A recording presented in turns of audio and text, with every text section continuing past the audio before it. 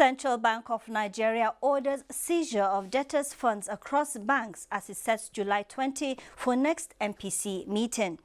And Nigeria tops Africa's OPEC GDP. Plus, global oil production declines by 0.7%. This is Business Express, reaching you from Abuja, Nigeria's capital. I am Amina Nujaim. Welcome to the program.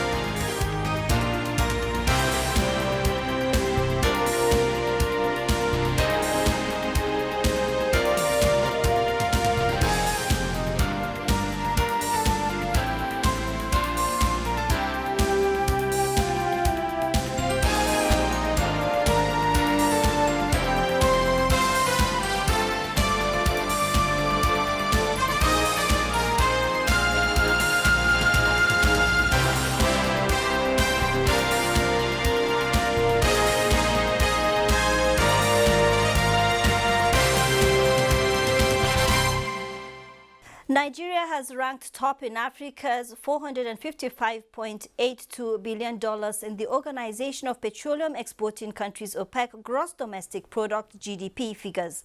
Nigeria's leadership position in OPEC GDP ranking is contained in the latest report of the 2019 edition of the Annual Statistical Bulletin of OPEC.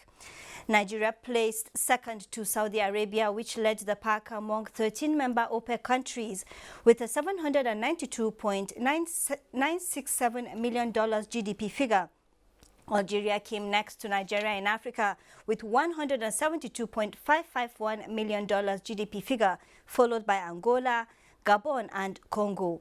The report disclosed that total world crude oil production declined in 2019 by 0.56 million barrels per day, or 0.7%. Meanwhile, OPEC and allies such as Russia are meeting this Wednesday to decide oil output policy from August amid broad market expectations. The group will ease supply curbs as global economy slowly recovers from the coronavirus pandemic. The outcome of the meeting are not yet known, but 5 OPEC Plus sources say no recommendations have been made to prolong record cuts into August. OPEC Secretary General Mohammed Barkindo said this week the oil market was getting closer to balance. On Tuesday, OPEC said it saw demand recovering by 7 million barrels per day in 2021 after falling by 9 million this year.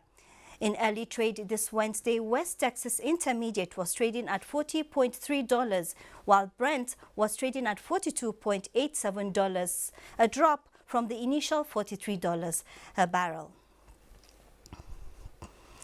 The Central Bank of Nigeria this week added maize to the items banned to access forex for importation. In a notice to dealers, the Apex Bank said the move was to further boost local production, stimulate rapid economic recovery, as well as safeguard livelihoods and jobs. Musa Baba Aliyu examines the impact of this development to the agricultural sector of Nigeria's economy. Maize is one of the most important crops in Nigeria, the second most consumed food after wheat. Most Nigerians depend on the produce as the main staple crop used for food and non-food products. Nigeria is currently the largest producer of maize in Africa, producing more than 33 million tons out of the 77 million tons the entire continent produces annually. The demand for the commodity as at 2015 is put at 17 million tons.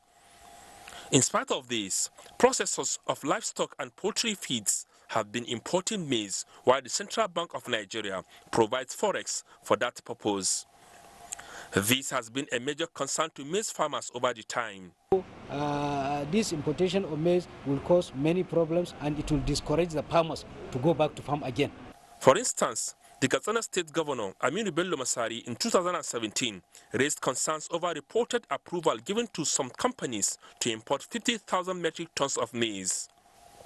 Similarly, in 2018, processors tendered a request before the National Biosafety Management Agency seeking approval to import certain tons of genetically modified maize, a development farmers frowned at.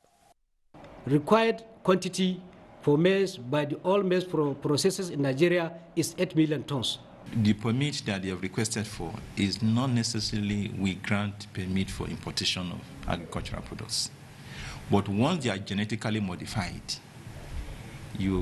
somebody must file an application to the agency that we want to import genetically modified organisms. With local production of maize maintaining steady increase under the Anchor Growers program, the Central Bank of Nigeria has added the produce to items banned for importation. The Apex Bank says the measure is to further boost local production, stimulate rapid economic recovery, safeguard rural livelihood as well as jobs. Musa Baba Aliyu there. And with that report, we delve into our discussion for today. Recall that in June 2015, the CBN issued a circular containing a list of 41 imported items and services that were banned from accessing Nigeria's official forex exchange market. Now, since then, the CBN has been modifying this list by including more items. The addition of maize is the latest modification. Cereals, which maize is part of, make up Nigeria's top 10 imports in 2019 alone. Nigeria spent above $1.3 billion on cereals importation. Our guest is Chris Kaka. He is a trade development expert who is the National Program Coordinator, Trade Network Initiative. Thank you so much for your time and for joining us today on the program. Thank you for having me in your studios. Okay, like looking at that background report, Yeah. maize is a major staple in Nigerian homes, alongside contributing about 5% to Nigeria's imports. And it's also, to some extent, being used in animal feeds. That's correct. Is this the time to stop funding for this product? I think, yes, one might say this might not be the appropriate time, but the question would then be that follows is, when is the appropriate time? One needs to understand what the central bank has actually done. From the monetary point of view, is the fact that, look, Nigerian foreign reserve is actually dropping. Just within the space of 15 days, we lost almost about 261 million US dollars. We are standing at about 36.7 thereabout billion US dollars in our reserve. And it is this very reserve that the central bank dips its hands into to actually fund the need for forex for anybody who wants to import.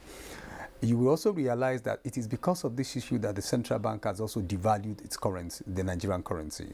We've gone from about 307 naira to a dollar to about 360. Now we're about 380 something. Now, that is just a way of also reducing the pressure on the dollar. And so part of his responsibility and one of the measures he has taken to say, look, let us look around the items that are actually placing pressures on the forex and see the ones we can actually remove.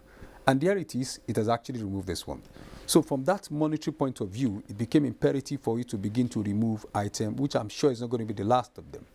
From a physical point of view is the fact that, look, the current economic sustainability plans, like the president mantra says, produce what we eat and eat what we produce. Okay. The central bank has created programs to release 1 trillion naira for, 50 billion naira for MSMEs at the rate of 5% interest rate. The NISAL Microfinance Bank is responsible for that. That is ending by 2021.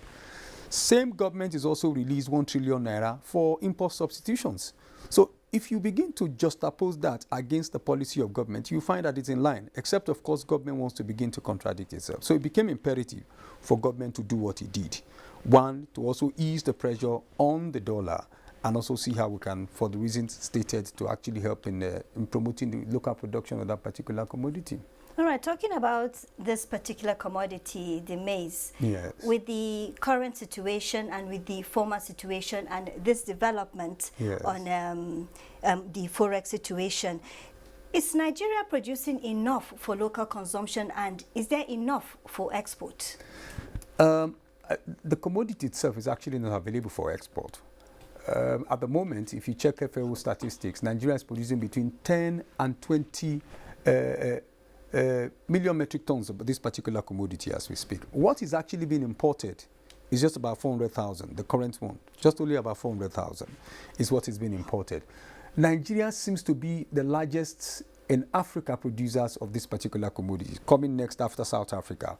And so in terms of capacity, yes, we can produce it because what is imported is just a minimal quantity. Okay. And if you check those who are actually importing it, is people who want to use it for animal feeds and all the rest of them. So in terms of capacity, yes, we've got the capacity to produce it.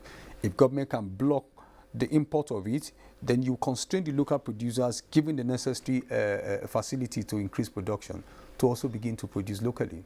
So the capacity is there available for us to produce it. Okay, now let's talk about production. Okay. States like Kaduna, Niger, and Taraba, That's among correct. other states in the north, are major producers Yes. of corn. Yeah. With the security situation, what do you see happening this year? I mean, the truth be told, the security situation has been there for a while right now, while Nigeria is producing on the average about 10 million metric tons annually. Yes, what is going to happen this year with the occasion of the COVID-19 is the fact that we might not be able to meet that particular annual productions, which we actually expect. But that does not give you the excuse to want to begin to say you want to import. Because once you open up the window for import, like your prologue actually said, you are bringing in GMOs. And once you do that, you lose the comparative advantage of being able to sell to anybody. Because the country you are bringing it from, you can't sell to them because they are the ones that are the authors of the GMOs. So you want to maintain that comparative advantage in terms of saying, look, what you produce is not genetically modified. They are organic products in the event you want to sell it out. I don't know if you follow my arguments about that. So it is important for us to continue to maintain that particular idea of saying we do not want to export. Yes, security challenge is there, but it does not give us the excuse to want to say, let us continue to import, because you also kill the capacity of local producers to want to continue to produce it. If you see what has happened to rice, even in the midst of the security issues that we are having, rice has gone from about 4 million metric tons to about 7, almost doubling it.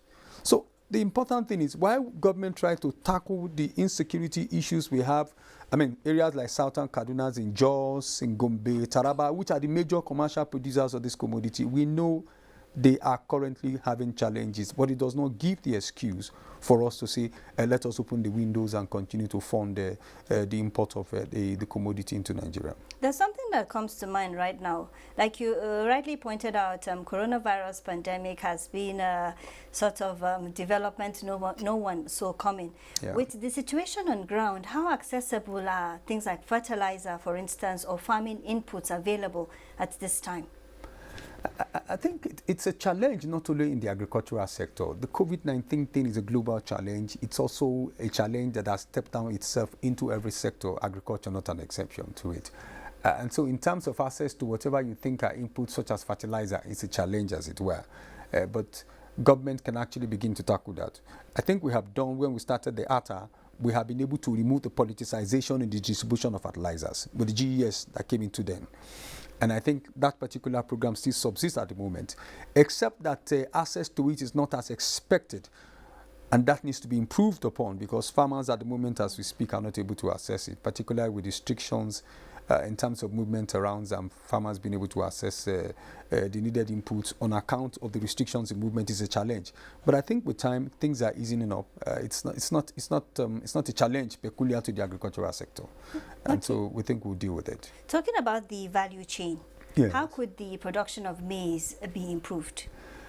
To be honest with you, it is a good thing that not only do humans consume it, but it's also being used as poultry feeds and all the rest of them. Is that, look, we must begin to add value to this particular commodity. It's ironic that when the COVID-19 started, less than a month, Nigerians were beginning to scream of food insecurity.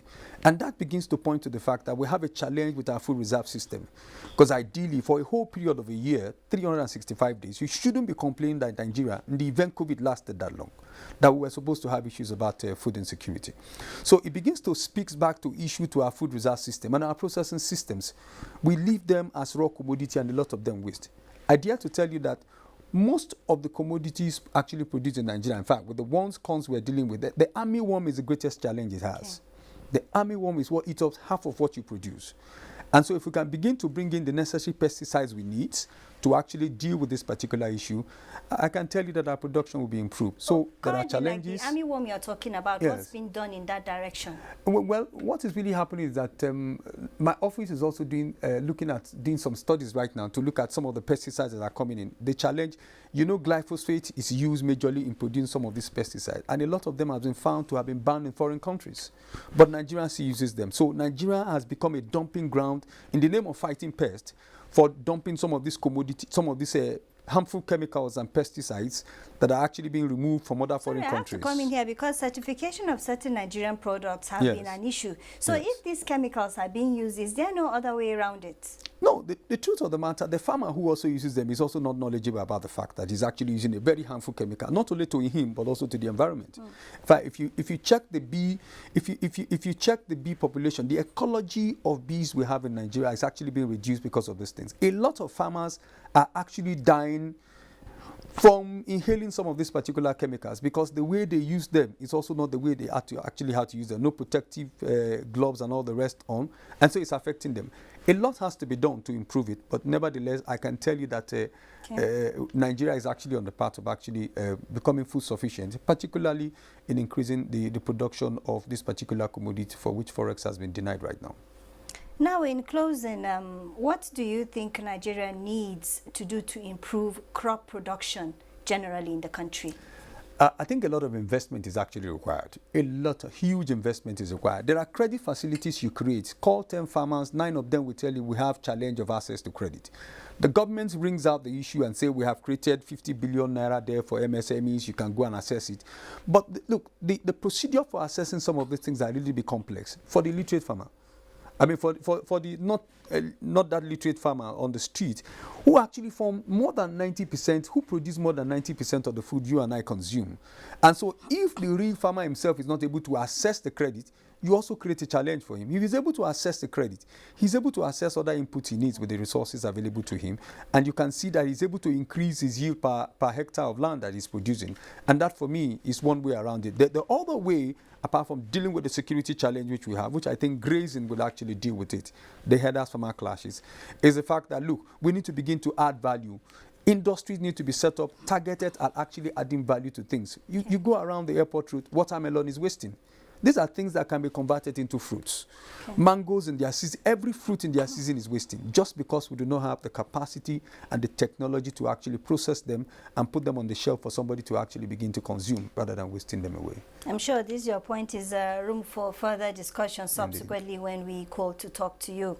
We have been talking to Chris Kaka. He is a trade development expert and national program coordinator at Trade Network Initiative. Thank you for your insights today. Thank you for having me. And this is Business Express reaching you from Abuja, Nigeria's capital. The program returns shortly.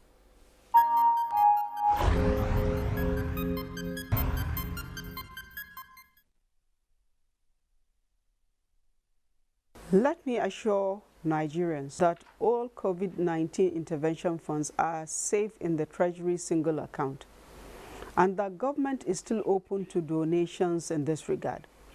Government has opened special accounts with 5 commercial banks which are directly linked to the Treasury single account. Donated funds are safe in the Central Bank of Nigeria. For verifiable information about the funds and other financial obligations of the federal government, please contact us directly at the Federal Ministry of Finance, Budget and National Planning. The account details for the donations are as follows.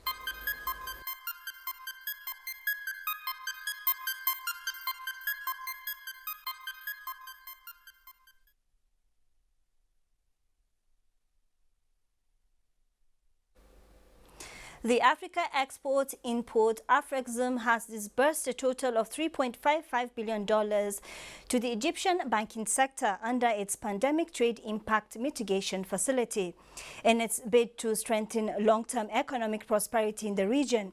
The bank has also provided $300 million to the National Bank of Egypt to support activities aimed at expanding intra-Africa trade.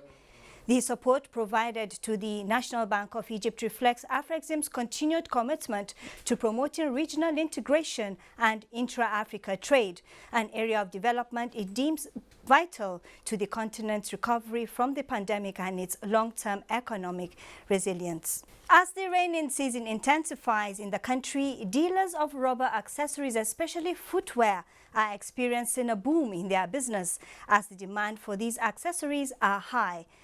Evelyn Abado Ekpo, who visited a rubber accessories section of Akpan Adem Market in Uyo, reports that rubber footwear business is now a lucrative venture. Rubber accessories, including footwears, trampoline, shower caps, among other items, are in high demand as the rainy season has made it a compulsory need to enable people get to their various locations with ease.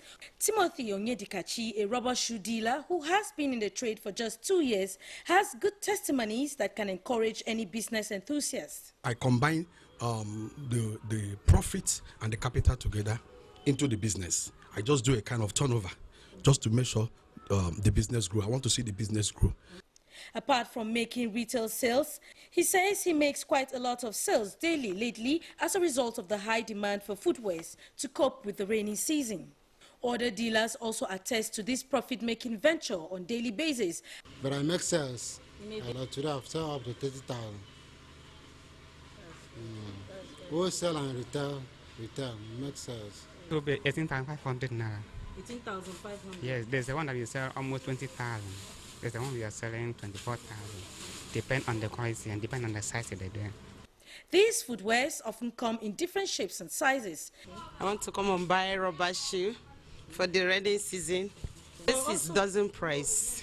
They always sell it for dozen price. The rubber accessory dealers also encourage young men and women to venture into the trade as it is very lucrative. Whatever you have in your hand is enough. The important thing is start.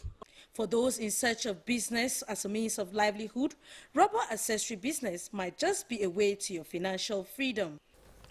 Palm oil extends gains as price of tomatoes increases by 67%. Here are how commodity prices are faring this Wednesday.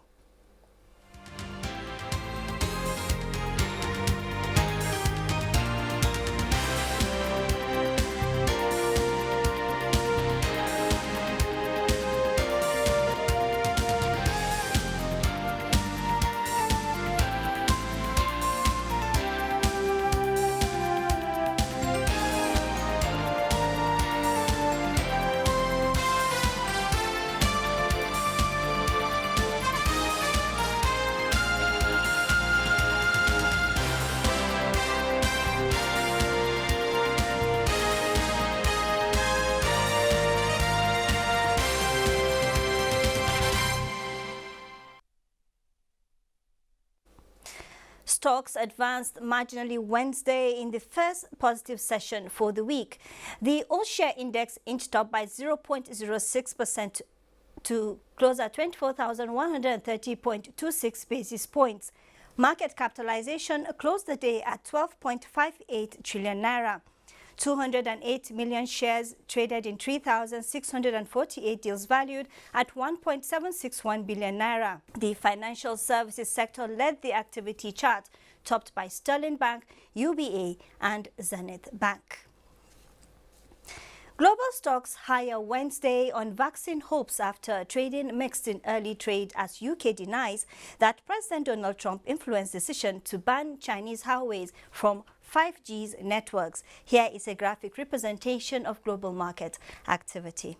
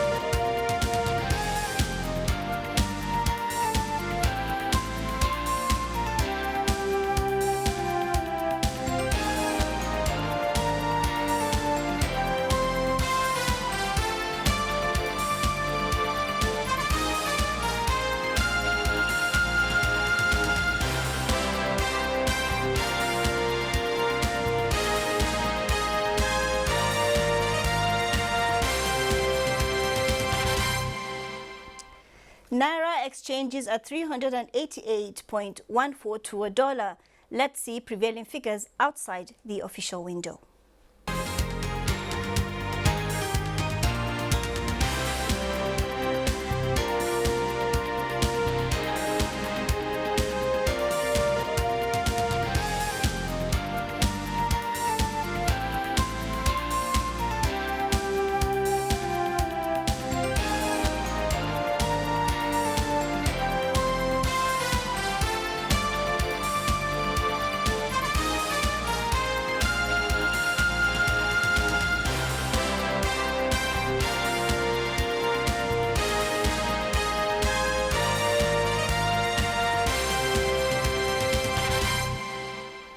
And this is where we end this edition of Business Express. Be informed, all previous episodes are available on YouTube on NTA's channel. You can also communicate with us on Twitter, and the handle is NTA News Now. Don't forget to use the hashtag BizX. Remember to follow the COVID-19 guidelines to protect yourself and others. Business Express returns Thursday, 9:30 a.m. on the network service of the NTA. I am Amina Nujaim. Thank you for watching.